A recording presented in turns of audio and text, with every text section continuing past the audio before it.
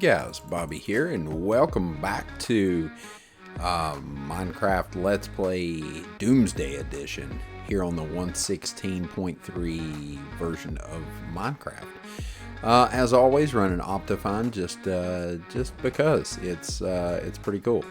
All right, guys. So episode 13, big 1-3 today. Episode 13. Okay, guys. Sorry for the delay in the video, but just wanted to preface this video by saying I apologize for how long this video is.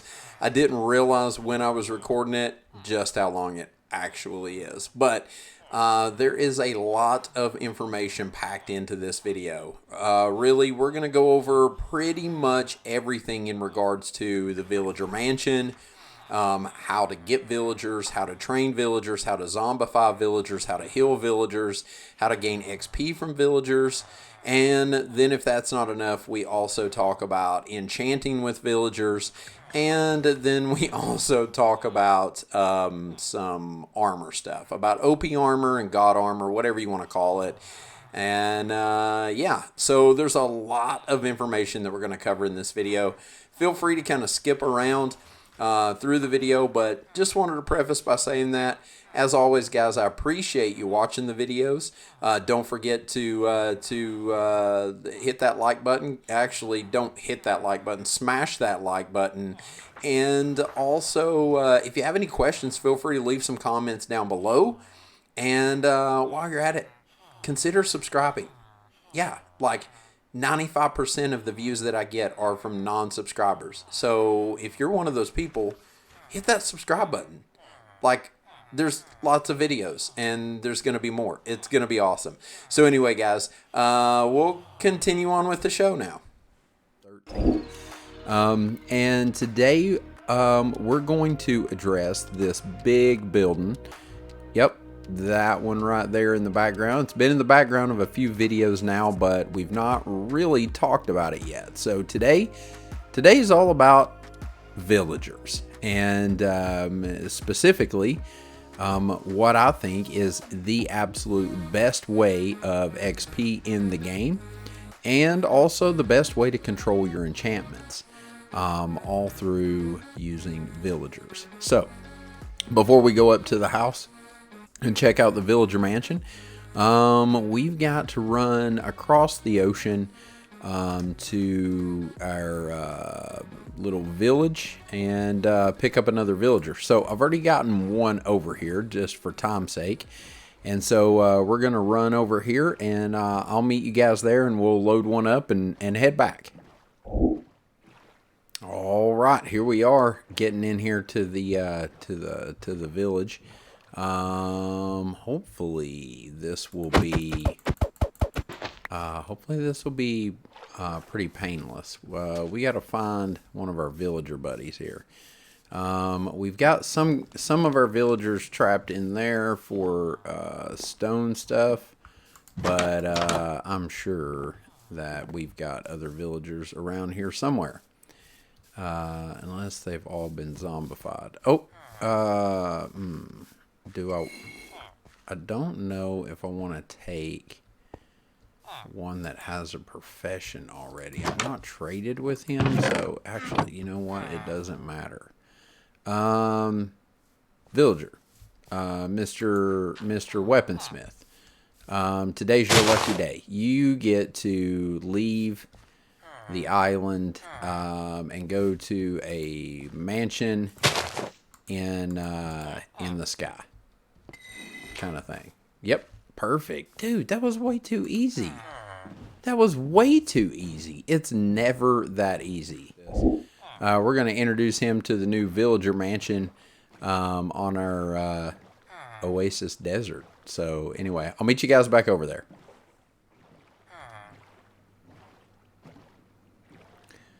So we're rolling back up here to the villager mansion, and one thing that I want to point out right away is moving mobs is not as difficult as what it seems to be typically. It just takes some good planning and just using a little bit of thinking outside the box. So our destination with our dude here is that room right up there. So that's our, for now, that's the villager apartment in there. So the way I'm doing that is I've just got this elevator here, and comes right in here. And if I break this now, this boat,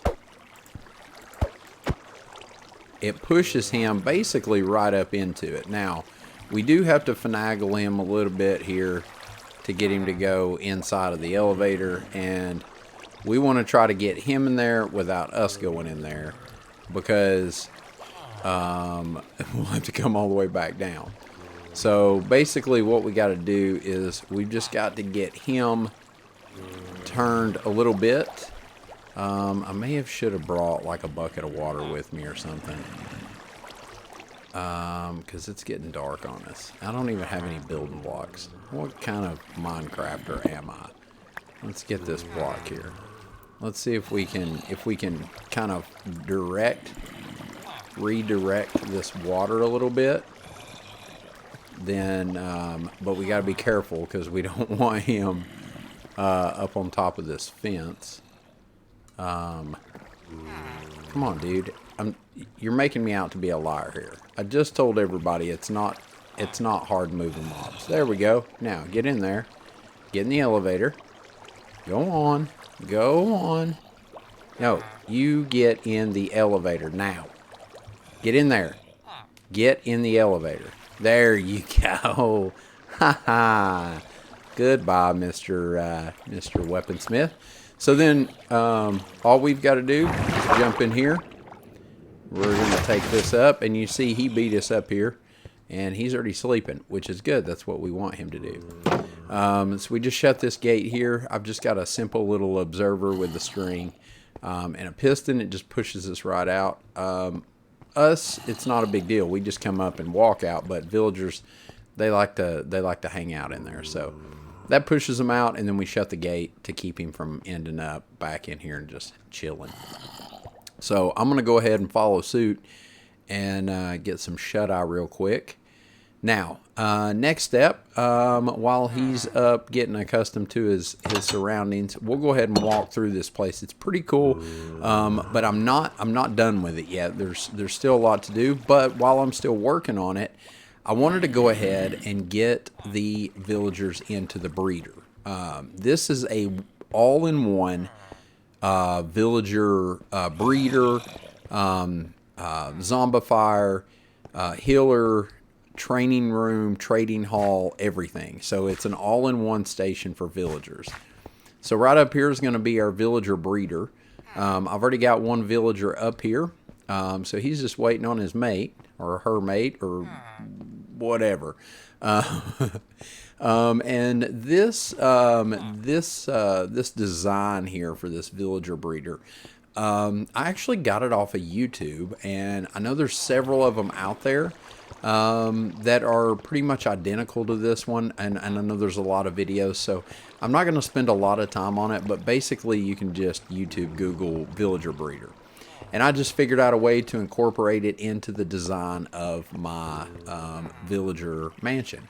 And then, of course, we've got carpet on pretty much all of this up here just to prevent spawns. And then this little section right over here is what puts our villagers in where they need to go. So we'll go over all of that stuff whenever we have a villager to put in there. For now, what we need to do is, and at some point I need to put in a ladder or something to be able to get up and down. We're going to put this guy into here. So he's a little bit of a stubborn dude.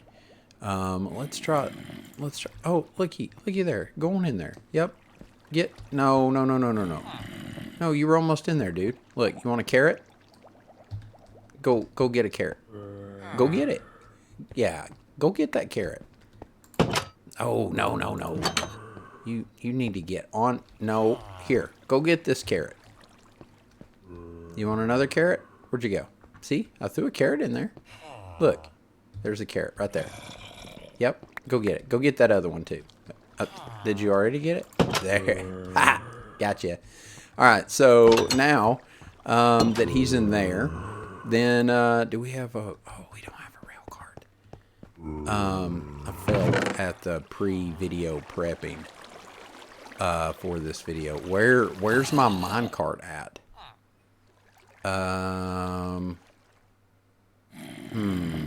Do I even have any iron up here? Look at here. I don't even have any iron up here. All right. Here we go. Here we got some iron. Oh, now we'll just run back up here real quick.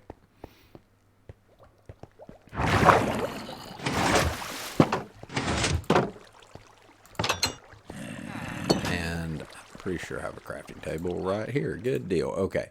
So, let's just go ahead and make some mine cards. There. Now we've got a few.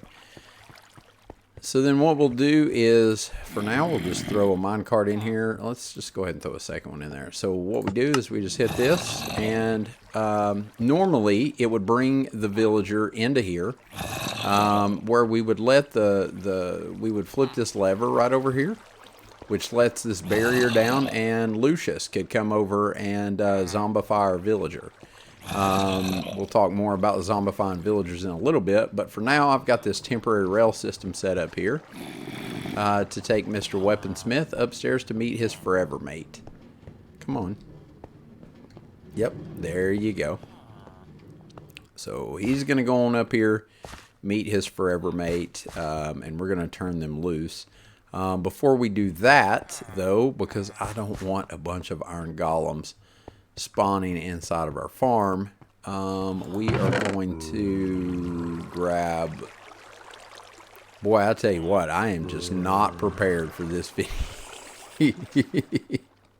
video. So we're going to go ahead and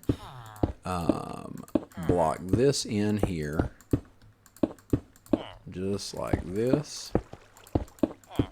And for the villager spawner or villager breeder, I'll drop a link down below in the thingy down below the comment section down there, and I'll put a link down there to the one that I used, so you can see this dude. He's already found his job, found his new calling as a farmer. So what we're going to do is go ahead and get the process started for him. Underneath the composter here, of course, we've got a water source, and then we put the block on top of there just to keep them from getting either one stuck in the composter or two jumping off of it and despawning or untilling our land here. So basically, what we have to do is we have to use this hoe. And we have to till up all the dirt because they're kind of lazy farmers, sort of socialist farmers maybe. They don't do the whole job. So, and he brought something with him.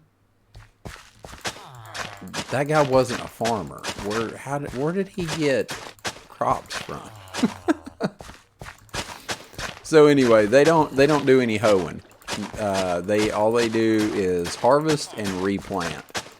So essentially, here's how the mechanics work, right? I'll be dang. Oh, he had a carrot from where I fed him the carrots. That's where he got it from. No, I don't want to eat. I don't want to eat a carrot. So the mechanics are pretty simple. Farmers in the game, farmer villagers, they harvest crops, and when they harvest, and they'll replant crops. Well, what they do is, if any of their buddies are hanging around and they're not farmers, he'll toss them some food. In this case, carrots.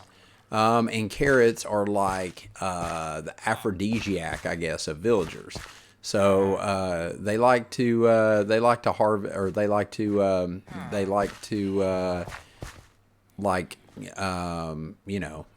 make babies when they eat carrots.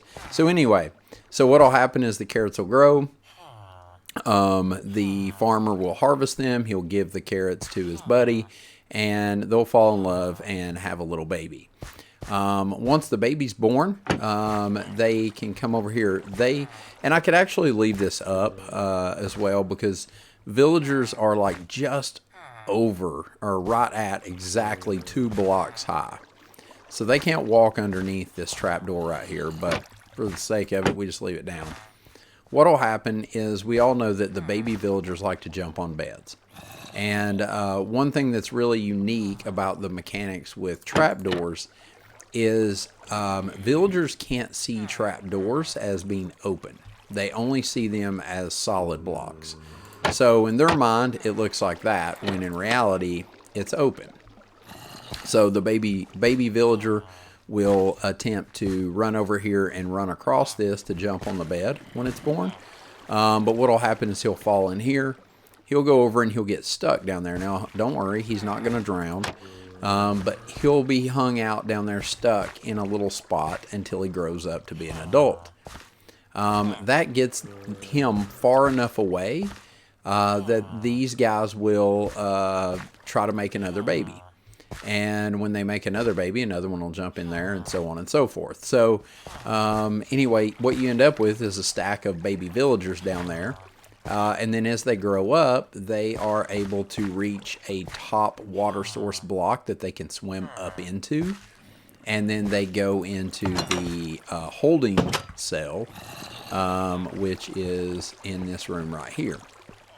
The way the water's pushing right now, it'll push them all over into that corner right there, at which time I can go downstairs with a dispenser, hit a button, it'll pick them up, similar to the same way that we just did downstairs. And it will bring the villager up through here, across the top. And then with this activator rail here, it will dump them out of the minecart into this only open cell for them to get into, which is right here. Because it's always going to try to push them forward, and then it'll try to push them to the left or right, to the closest open cell. It'll push the villager into there. That villager will break the plane of that string. We have a reverse piston circuit there that will pull that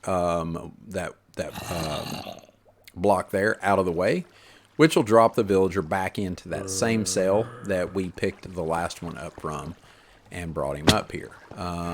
This cell right over here. We'll drop him in right here. And then we can take him into the zombification chamber. And then from there, we are going to make this room out here, which all of this can come down now. I'll probably start working on that here in just a little bit. And then this room here will be the healing room and also the training room, which will train them up for their job.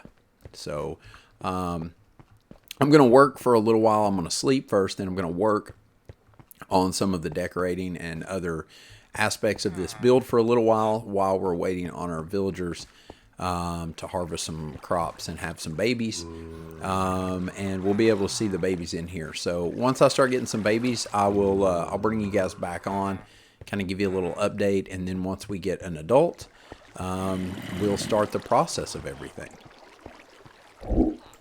All right, so they've been up here working and gathering and doing their thing for a little while. We've got some carrots growing. I've been downstairs working, but no baby villager yet. So we're going to try to speed this process up a bit and see if we can't get them to go ahead and make a baby. So they're definitely, he's definitely picking stuff up. So what I'm going to go ahead and do, 16 seems to be like the magic number. So I'm going to go ahead and throw those 16 down and see if that gets us going here. Yeah, don't mind me, guys. I'm just going to stand over here out of the way. Is that not enough? You need more than 16? What's going on here? You need to share. Yep. I mean, you're looking at each other. Here's some more. Oh, there we go. There we go. Make a baby. Will it work? Are you going to get mad because I'm standing here?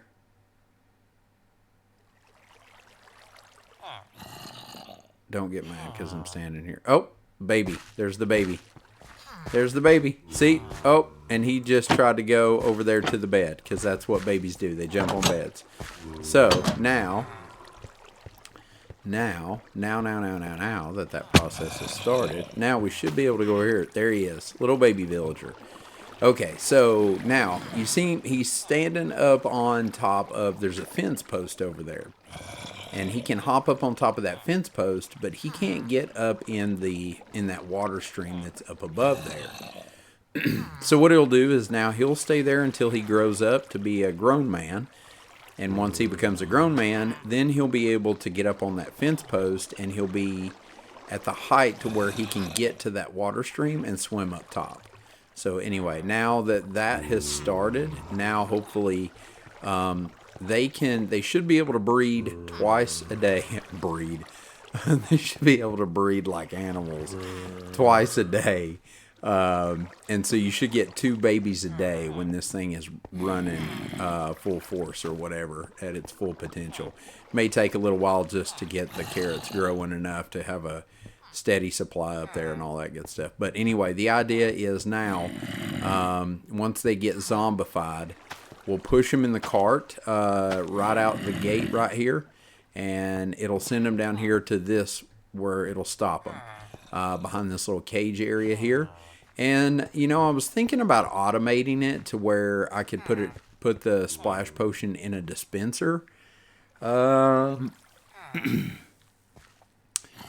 then have like a control panel or something. The only thing about that is that I've actually got something underneath here, another room underneath, and I really don't have room to do redstone and keep it hidden. And so I'll probably just do it by hand. But so the cart goes down here, it'll stop. We can hit it with the splash potion of weakness, and then feed him a golden apple, which will heal him. And in return, we should get discounted trades when we start trading. So then, I just don't know how to make it look pretty, and I don't know what my transition is going to be going downstairs into the trading hall, which is going to be down here. So, yeah, I'm just going to have to kind of play with it and see what I can come up with as far as a design for that. All right, so we just popped back over here to our village here, where we've been mining, and we've got some villagers in here. So while we're working on villagers, this is a good example of what you can do with villagers. So in here, this guy is not trained up, but everybody else is master level masons. And what's neat is a byproduct of mining is obviously stone and other materials, diorite, andesite, granite, all that stuff. And we don't always need everything that we mine. And in a lot of cases, it's a better deal to trade them, to sell them the stone for emeralds.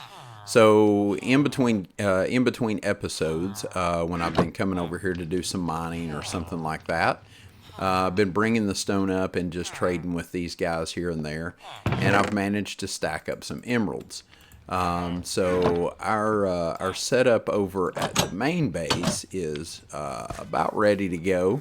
And so I meant to grab these emeralds when I was over here earlier and totes forgot. So just figured I'd swing back by here and grab those.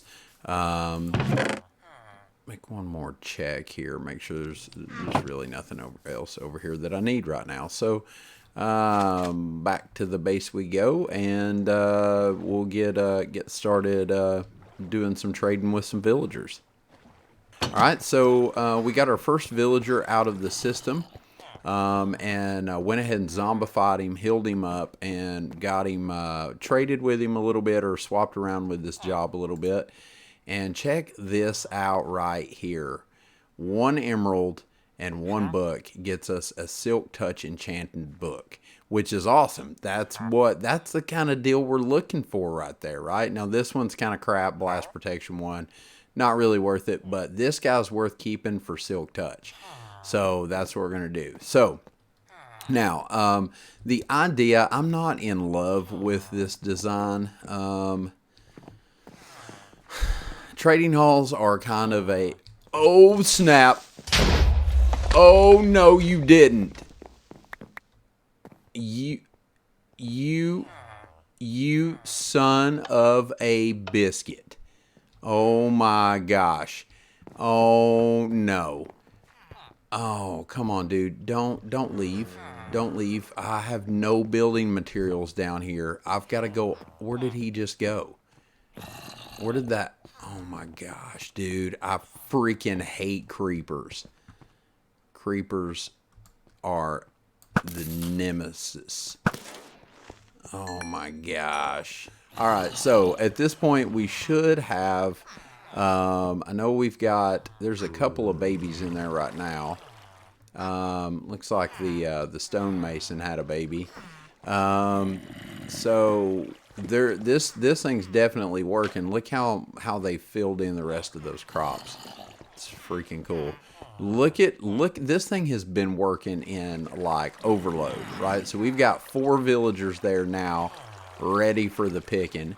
And then we've got, I think, 2 more babies down there that are going to grow up. So we have plenty of villagers. Now, one thing I wanted to do real quick, I need a piece of cobblestone, right? Is it cobblestone and a piece of wood makes a lever, I'm sorry, a stick. Yeah, there we go. All right, so one thing that we need to do is I need to add a lever right here so that I can turn that powered rail on and off. Okay, so we should have, yep, we got a dispenser there. So what we're gonna do is we've got our guys hanging out up here waiting. We just hit this. It'll dispense a cart, grab a villager, bring them over here, drop them down here. Now, the only thing is that's a 3-block fall, so it does deal a little bit of damage, but fortunately it doesn't hurt anything. And for whatever reason, my... oh yeah, I guess it is working because I hit this earlier. I was going to say, I don't think that's catching my things. So then from there, we hit this button, pick that guy up, take him in here. And we're going to push him on in here just a little bit. And then we'll let the gate down for Lucian. Or Lucius, whatever his name is. Come get him, dude. What are you doing? Hey, come over here. Yeah, don't get me. Get the villager. The villager's just hanging out there. Yeah, a minute ago it worked good. Yeah, come get him.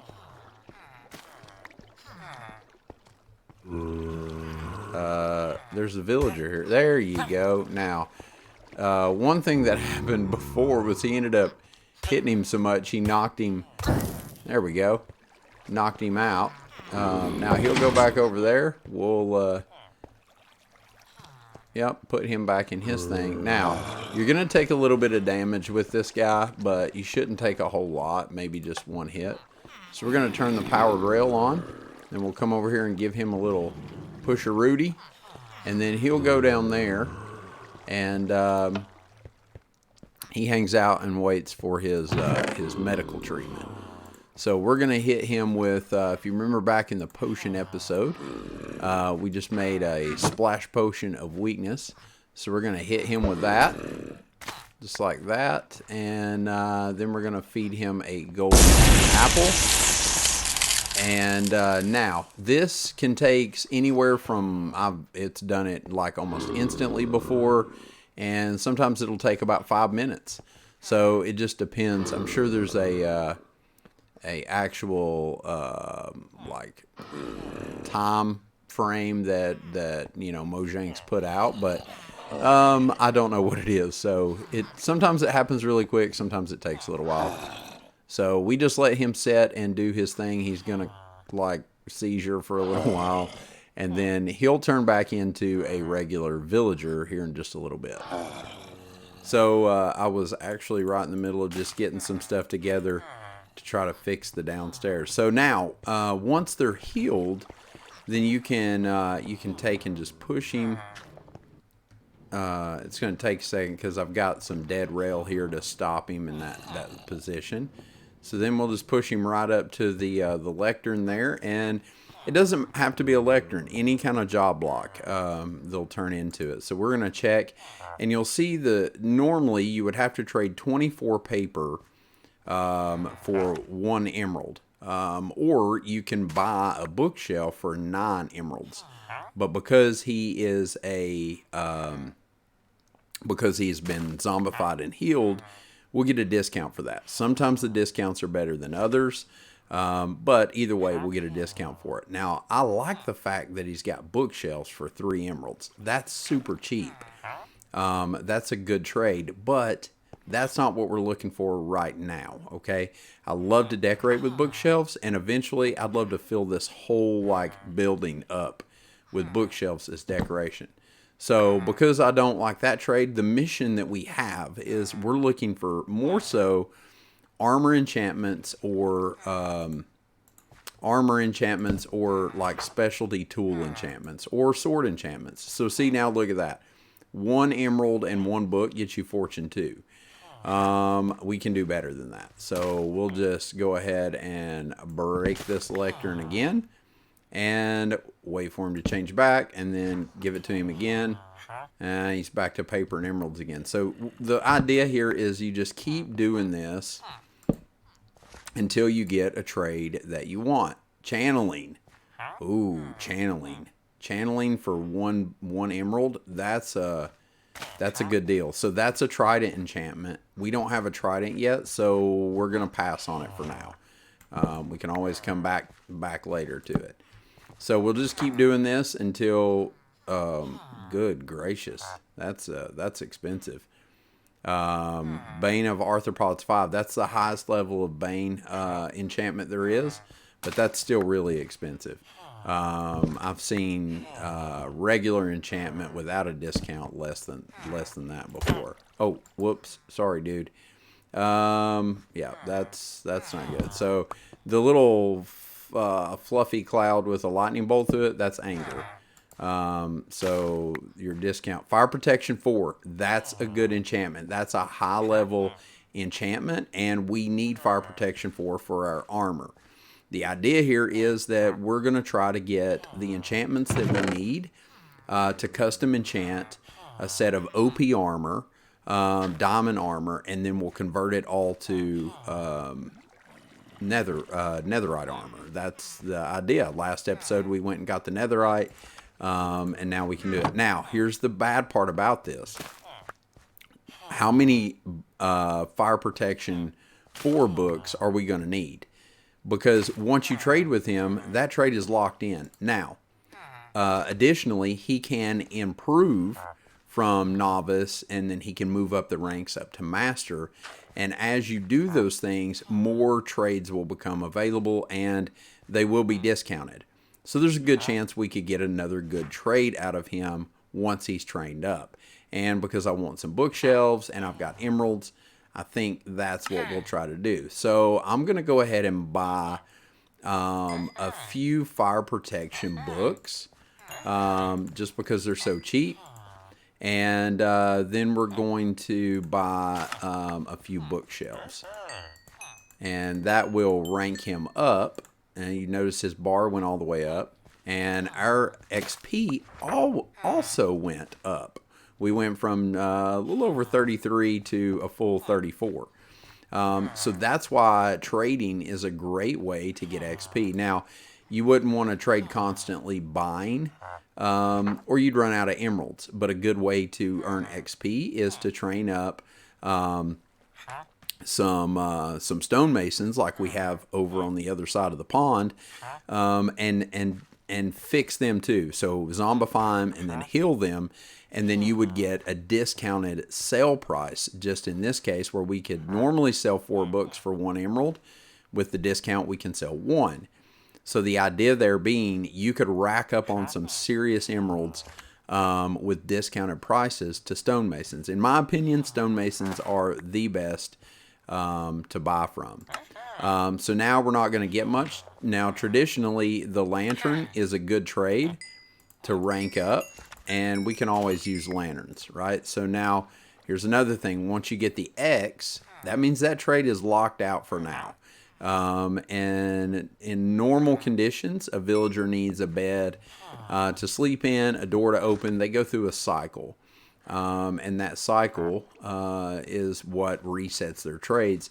If they don't have a bed to sleep in and they don't have a door to slam, it's going to take a lot longer for those trades to reset. Loyalty 1, I'm not interested in, but we can also buy some glass for super cheap as well.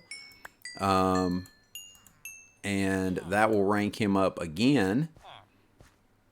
And let's see, anything? No, we got a compass or a clock. So anyway, this guy is now, he's got one more rank. His last thing that he's going to have available is going to be name tags. Name tags are also useful. But here's the deal. We're probably not going to keep this guy. Sorry, buddy. And this is the sad part of villager trading. So there are a couple things that you can do with villagers after you're done with them. So this guy, we don't need to keep him. He has fire protection 4.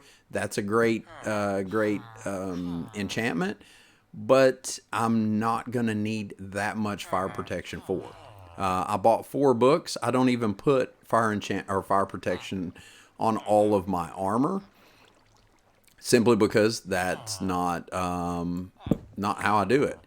So a couple of options. 1, you can keep him, right? You can give him a place to live and keep him. 2, you can set him free. Or 3, you could take him back to the village and he could make a home in the village. And if we were further along and had our village over there set up, I would say yes. Or 3/4, you can just kill him. And the easiest way to do that, so that you don't get those clouds with the lightning bolts, is to, because if you hit him with a sword or whatever, you'll get those. Other villagers in the nearby area can sense that, and it affects your trades with them. So don't do that. The best way to do it is to ship him off in his rail cart to the ocean and either let him drown or put him in some lava and let him burn to death. I know that's dark, but I mean, that's just kind of how it is. So for now, I don't have any of that set up, and so I need to figure out a way to get rid of him. But that's how it works. That's the easiest way to do it. You could also drop him from a really high place, but you know what? Here's what we're going to do. We're going to take our rail cart track, and we're going to break this one, and then we're going to go boom, boom, boom. And he's probably going to come back to haunt me as a zombie villager, but so be it. So we're just going to push him off here. Keep going. Yep, there you go. And, well, he went part of the way down there. And then we're just going to break our rail cart and set him free. So, yeah. Later, dude. So he's going to run off somewhere and maybe try to find a bed to claim. There is a couple of beds kind of out in the open over at the main base. So he could, in theory, go over there and do that. So now we just basically repeat this process over and over and over again until we get all the master level guys that we want with the trades that we want, like mending, silk touch, fortune 3, and then I'm also looking for sword enchantments and stuff like that. So ideally you don't have to keep a ton of these guys around. That's why my trading hall is not astronomically huge down here. I've got room for, I think I'm gonna have 1, 2, 3, 4, maybe 5 trades over here, and then maybe 4 over here. So not a crazy amount of trades over here. And the majority of the ones over here will probably be librarians, just because. Later on, we may make some to put into some builds, specifically for those builds. Maybe an archery shop or something like that. We'll put a Fletcher over there, or a meat market. We'll put a butcher there or something like that. But traditionally, you just keep what you need and do away with the rest. So, yeah, I'm going to work on that, work on doing some decorating in here and get this place finished up. And then we'll come back and finish the episode by doing some enchanting. One of the most unique things or neat things about using villagers, specifically the librarians that we've been working on over in the villager mansion, is we can control the enchantments, right? So when you're looking at getting the very, very best enchantments, customizing them, right? So, for example, OP armor or God armor, for a lack of a better term, or for your best sword or whatever. To do the enchantments that you want, to control those enchantments without taking just the random picks from the enchantment table and wasting XP in that form, or having to be up above 30 XP or whatever, is by taking the books and placing them on the item that you want, right? Or placing the book onto the item that you want. And we can do that by using an anvil. I've been over here at the spotter spawner for a while, and I've actually I wasn't really super happy with the performance of this thing. It seemed like it was taking a really long time. You can obviously see that's a lot of cave spiders. I mean, a lot of cave spiders. A little while ago, I AFK'd here for probably about 35 or 40 minutes, and when I came back, I had 1 XP when I started, and I ended up with one kill set, 32 XP. So that's pretty intense. So basically what I did was I just came in here and kind of revamped this a little bit. One thing that I found when I came in here and looked was that the spiders were actually going up. They were getting to the walls, going up, and then hiding out in big pods up. No, there's still one up there, and he'll probably die because I think they will drown, according to some research that I've read. They should drown up there in that. I don't know how long it takes. But essentially that should cut back on the amount of random spiders, hoarded up in the corners. I had another one that was hoarded up over there in the corner. And so I just kind of revamped it a little bit, which is really causing it to produce a lot more spiders and function a lot more efficiently now. So now I've been just working on some stuff off computer and just kind of AFKing a little bit right here for probably about 10 or 15 minutes, maybe a little longer. And I'm just going to go ahead and take these out. So we're at 6 3/4 XP now.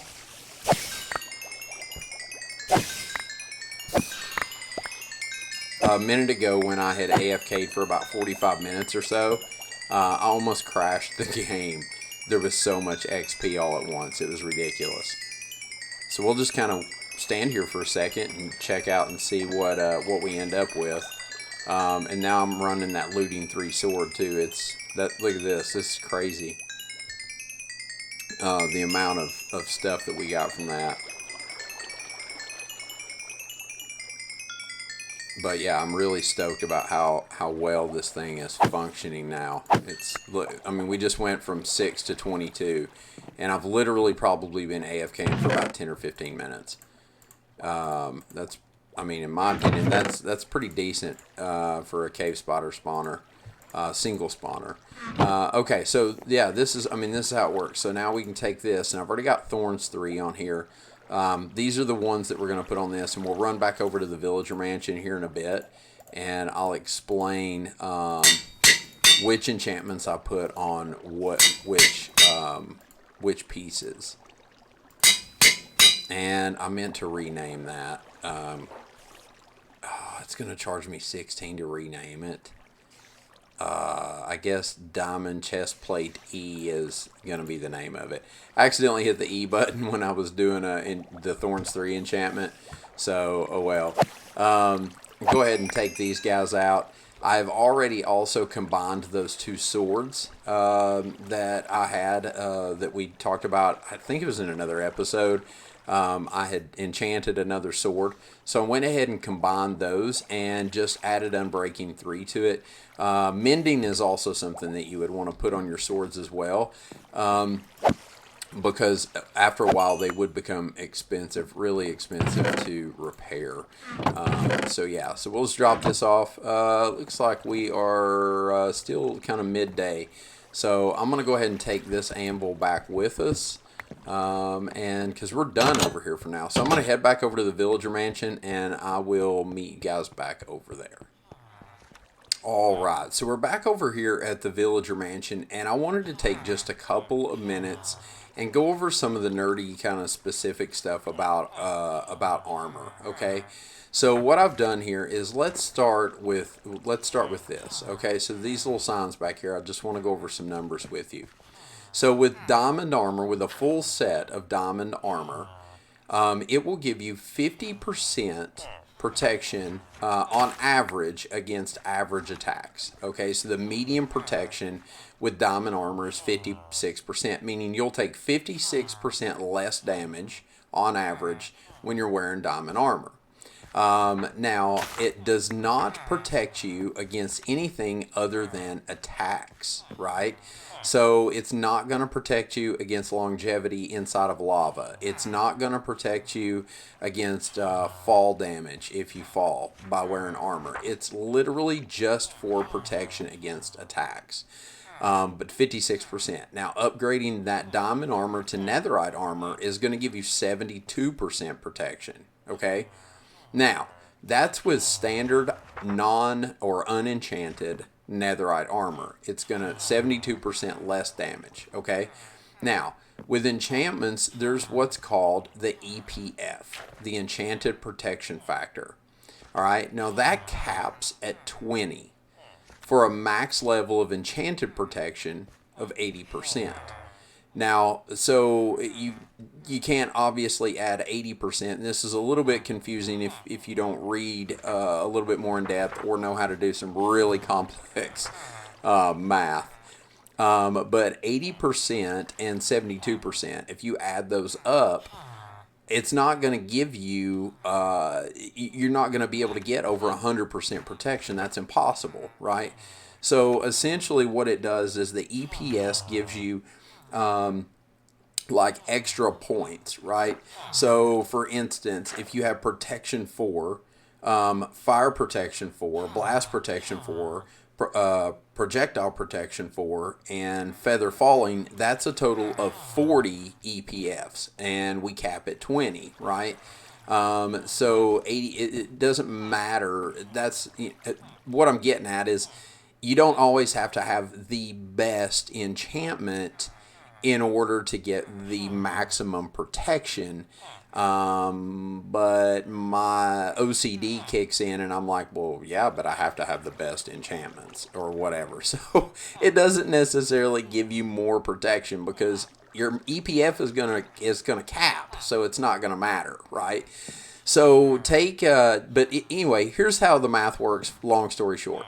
If you have a max EPF of 80% or 20, 20 equivalent to 80%, and you have a full set of netherite armor with 72% average protection, it will give you a total of 96% average protection against attacks. Okay, and then on top of that, we're adding the fire protection 4 and also the feather falling. So now we will also get protection, whereas we wouldn't otherwise. We're also going to get protection against lava, and also against fall damage. Okay, so for a full set of OP armor or God armor, this is what I do. This is my combination. I start, every piece gets Unbreaking 3, Mending, and Thorns 3. Okay, and then we add on the specialized protection and also the special effects. So the helmet I put blast protection on, chest plate I put protection on, the leggings I put fire protection on, boots I put projectile protection on. Okay, and then we can also to the helmet add Aqua Affinity and Respiration 3. Aqua Affinity is going to make us mine a lot faster underwater. Or cut wood or whatever tool we're using underwater, it's going to be a lot more efficient with Aqua Affinity. And Respiration 3 is going to let us breathe for as long as possible underwater without a potion or without a conduit. Now, the chest plate, there are no special add-on things for the chest plate on as of 1.16. So it's getting the Unbreaking 3, the Mending Thorns 3, and Protection 4. Same with the leggings, this stuff over here, and fire protection 4. And then with the boots, of course, we're adding in Feather Falling 4 and Depth Strider 3. Feather Falling 4, obviously the highest level of fall protection that we can get, and Depth Strider 3 allows us to move as fast as possible underwater. So all in all, that gets us the full set of diamond enchanted armor by doing all that. Now, while I'm walking over here to sleep, I'm going to tell you it is not cheap levels wise to accomplish that, right? So the method I was just showing you using the spider spawner, collecting XP, and then custom controlling our enchantments on our armor is not cheap. All in all, to enchant all 4 pieces of this armor took over 127 levels. I think it was 128 actually levels of XP in order to do that. Okay, so it's not cheap. It takes a lot of time spent at the at your XP farm, doing some AFK, coming back to it, AFK, coming back to it, so on and so forth. One tip I will give you is don't try to stand there and run up 127 levels and then do all your enchanting at one time. You're going to earn, your XP is going to be more efficiently earned if you will kind of enchant as you go. So AFK for a little bit, get some XP, use all that XP up, and then start from 0 again, or 1 or 2, and the XP that you earn is going to be a lot more efficient, just the same as if you're underground mining. So now that we have our full set of enchanted diamond armor, it's time to go down to the shop and turn it into the netherite armor. So I'll meet you guys down at the shop. Alright, down here at the shop, let's grab up our netherite. We have 5 netherite ingots. We're going to need 4 for the armor, and then we're going to go ahead and enchant, or we're going to go ahead and convert over our longsword as well. Now, for the longsword, I think I talked about it a little bit.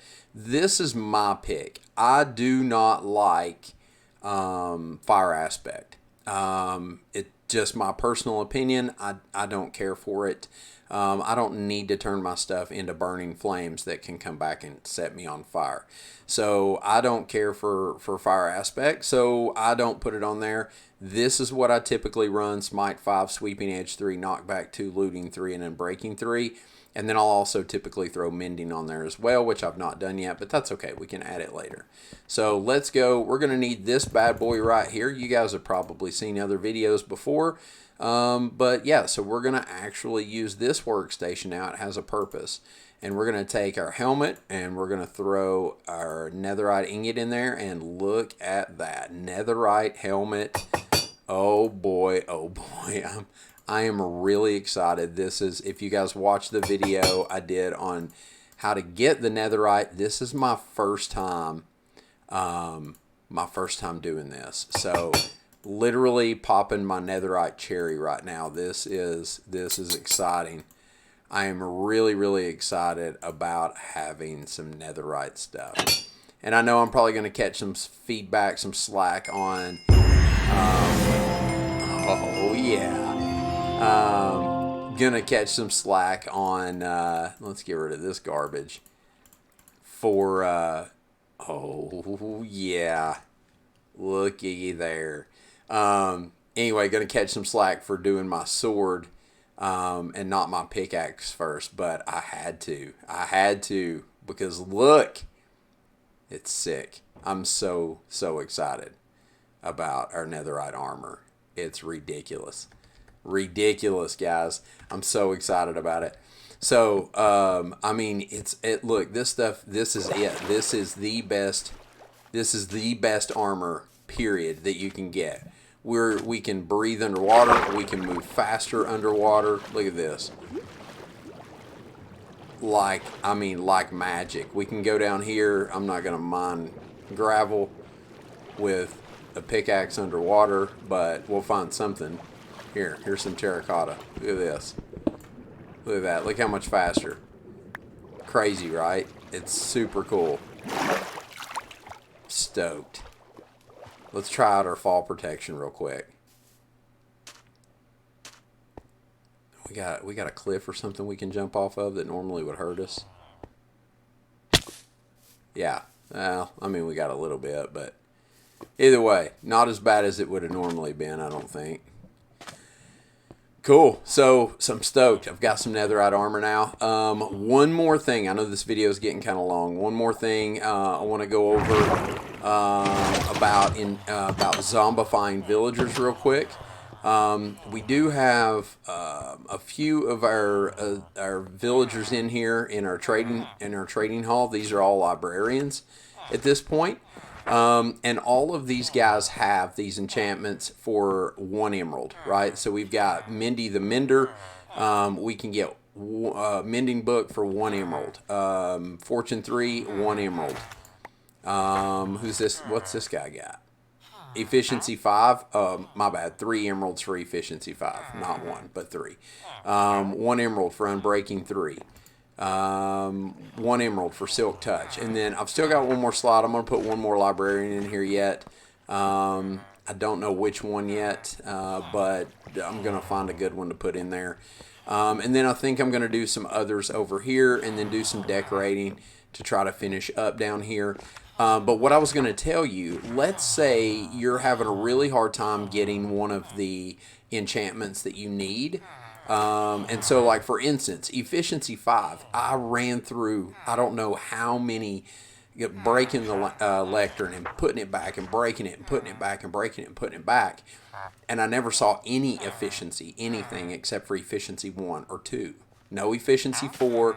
And then all of a sudden, Efficiency 5 popped up. And it was like, it was discounted because I had zombified it, but it was still like 20 emeralds, right? One thing that you can do is you can actually push that librarian back into the zombification chamber, let him become zombified again. Now, you need to trade with him to lock in, just to be on the safe side, trade with him to lock in those enchantments, right? So that when you push him away from the lectern, he doesn't lose his job. So trade with him. I traded for some paper or something, pushed him back in there, let him become zombified again, and then healed him again. And then that dropped it to that discounted price. So it'll discount it again. It dropped it down to 3 emeralds. I can live with 3 emeralds for Efficiency 5. All day, every day. So, so that's what I wanted to tell you about that. I think I'm going to go ahead and end the video here. I mean, dude, we've accomplished so much in this video. In this episode, we've got our full set of netherite armor now. We have our zombie mansion up and running. Our breeder, let's go look at that real quick. Our breeder is running at full force. I actually turned it off because we have all of these villagers right now. There's like 4 of them stacked up over there in the corner, and you can't see them until they like spin or whatever. But we've got a ton of villagers right now, more than what we need at this point in time. So we've got that turned off for now. So that's good. But dude, we accomplished so much this episode. I'm super excited. I think I've said that. Can I say that again? I'm super excited. We have our netherite armor, our netherite sword. Look at us. Oh, yeah. So, anyway, guys, drop some comments below. Let me know what you guys think about about the villager mansion. We're gonna get this thing decked out. We're gonna add some more trades in here. We're gonna build probably some sort of monorail system that carries villagers to other locations later on. It's gonna be sweet, and we're gonna get it decorated up too, and definitely creeper proofed. So anyway, yeah, so we got that done. We got some XP. We learned how to do trading with librarians and enchanting. Yeah, good episode. All right, guys. So until next time, yeah, have fun, enjoy, stay Minecraft, and yeah, we'll see you next time. Goodbye, guys.